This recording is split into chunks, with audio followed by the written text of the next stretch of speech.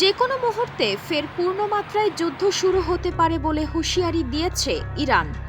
লেবাননে ইসরায়েলি আগ্রাসনের জবাব দিতে তেহরান পিছপা হবে না বলে জানিয়েছে দেশটির এক জ্যেষ্ঠ কর্মকর্তা। বুধবার প্রেস টিভিকে দেওয়া একান্ত সাক্ষাৎকারে এই কর্মকর্তা বলেছেন, দিনের শুরুতে যে নাজুক যুদ্ধবিরতি প্রতিষ্ঠিত হয়েছিল তা ইসরায়েল লঙ্ঘন করে পরিস্থিতিকে আবারও অস্থিতিশীল করে তুলেছে। তিনি অভিযোগ করেন, যুদ্ধবিরতি ভঙ্গ, লেবাননে ধারাবাহিক হামলা এবং ইরানের ওপর আক্রমণের মাধ্যমে ইসরায়েল যুক্তরাষ্ট্রের জন্য ঝুঁকি বাড়াচ্ছে।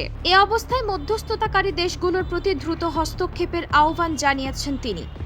তার ভাষায়, এই আগ্রাসী শাসন ব্যবস্থাকে তার যথাস্থানে বসানোর সময় এসে গেছে।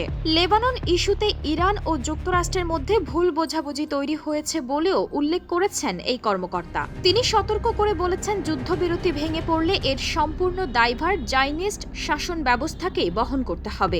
একই সঙ্গে তিনি হুঁশিয়ারি দিয়ে বলেছেন, ইরান এই আগ্রাসনের জবাব দেবে। এর আগে বুধবার যুক্তরাষ্ট্র ও ইরান 2 সপ্তাহের জন্য যুদ্ধবিরতির ঘোষণা দিয়েছে। ইরানের দাবি, তাদের 10 দফা প্রস্তাব মেনে নিয়েই যুক্তরাষ্ট্র এই সিদ্ধান্তে সম্মত হয়। প্রস্তাবগুলোর মধ্যে লেবানন সহ সকল ফ্রন্টের সংঘাত অবিলম্বে বন্ধের বিষয়টিও ছিল অন্যতম। তবে যুদ্ধবিরতির ঘোষণার কয়েক ঘন্টার মধ্যেই ইসরায়েলি বাহিনী লেবাননের একাধিক স্থানে ব্যাপক হামলা চালায়। এতে একদিনেই অন্তত 254 জন নিহত হওয়ার খবর পাওয়া গেছে।